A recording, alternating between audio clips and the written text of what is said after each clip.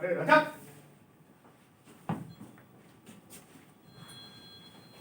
रजत, अरे मिर्जा, दूसरी घंटे बंद दे अभी। चलो बंद जल्दी करो यार।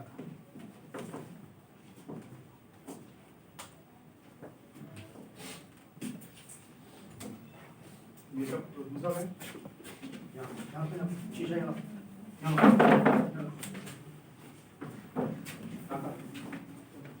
मेकअप करो जल्दी अपना, कॉस्ट्यूम करो जल्दी थोड़ा।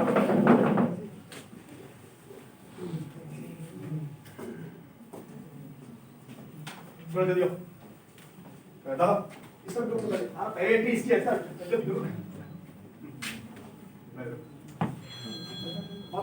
आजाद, तुम्हें सब कुछ खाते एकदम टोटल पराजय और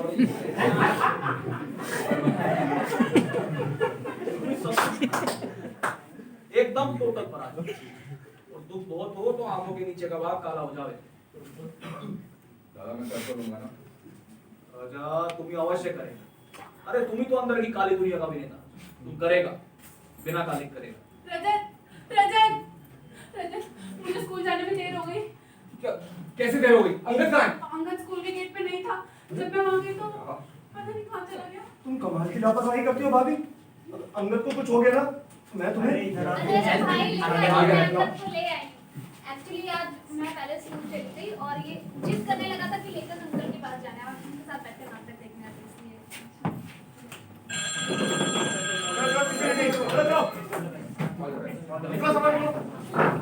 अरे सब ऑडी में जाना, वहां बैठे नाटक देखो यार। तो क्या आज युद्ध भूमि में आपके इकलौते पुत्र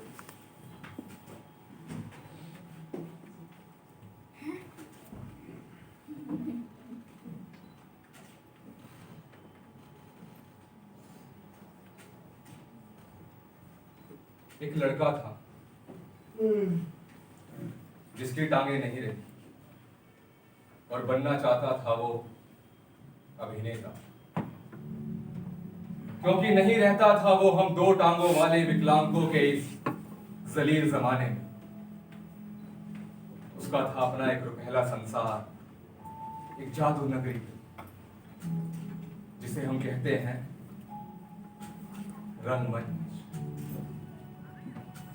इस मुक्त कर देने वाले संसार में कहीं नहीं थी महंगाई की मार अथवा लाशों का अंबार।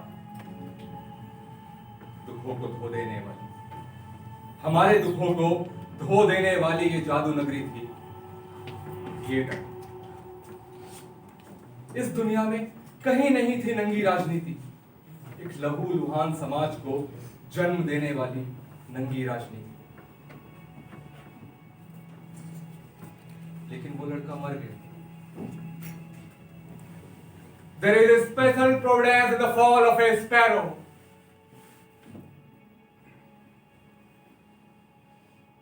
कला की काल कोठरी, धू धू कर चलती काल कोठरी, जो कर गया एक बार इसमें प्रवेश फिर कभी नहीं आ सकता बाहर। एक लंबा काला कारावास, बाहर निकलने का कोई रास्ता नहीं, बिल्कुल कोई रास्ता नहीं। क्यों चुनते हैं हम इसको अपनी इच्छा से?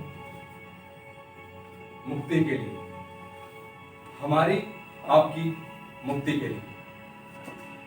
तभी तो आते हैं हम इस माया नगरी थिएटर में, अपने आप से मुक्त होने के लिए। दुख, संताप, द्वेष और जो दोगला है, जो दिन रात करता है हमारी आत्मा को लहूलुहान, उसे धोकर पहुंच देने के लिए।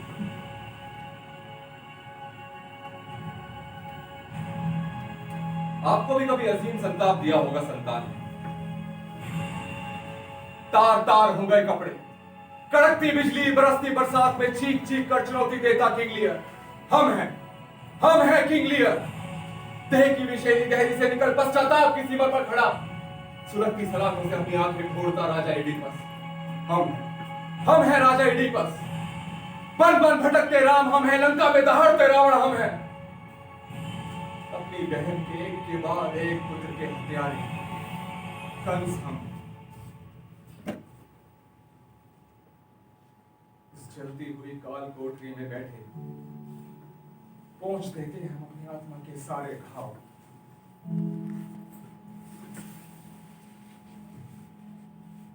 एक लड़का था जिसका था अपना एक पहला संसार, एक जादूगरी।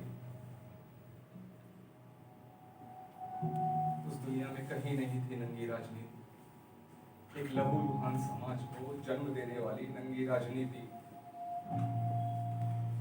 लेकिन वो लड़का मर गया।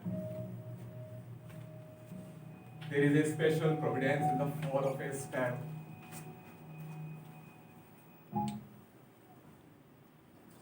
एक जातक कथा सुनाऊं आपको। भगवान बुद्ध प्रवचन दे रहे हैं कि कर्मों के फल से कोई नहीं बच सकता, कभी नहीं बच सकता। तभी वहां पहुंची एक मां, अपना मृत बेटा गोद में उठाए विलाप करती मां ने पूछा, भगवान 2 दिन के जीवन में मेरे पुत्र ने कौन से पाप कर लिए, कौन से कर्म किए कि उसे मिला है मृत्यु दंड। आप तो भगवान तो कर दे जीवित मेरे पुत्र को। अब एक मां का दुख तो भगवान भी नहीं सह सकते ना, तो आंखों में आंसू और होठों पर शीतल मुस्कान लिए भगवान बुद्ध बोले, जा मां, उस घर के चूल्हे से एक चुटकी राख ले आ जहां आज तक कोई ना मारा। कर दूंगा मैं जीवित तेरे पुत्र को। मां प्रसन्न कि एक चुटकी राख से हो जाएगा उसका पुत्र जीवित। सदियां बीत गई। कहते हैं कि वो मां आज भी शहर शहर भटक रही है, द्वार द्वार दस्तक दे रही है, लेकिन नहीं मिला उसे वो घर, उस घर के चूल्हे की राख जहां आज तक कोई ना मरा हो। नहीं देता ये संसार हमको एक चुटकी राख, मात्र एक चुटकी राख।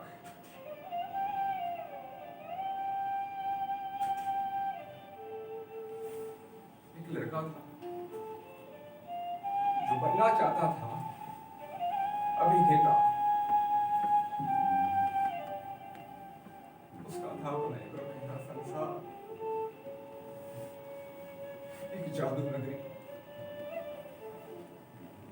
जिसे हम कहते हैं रंगमंच।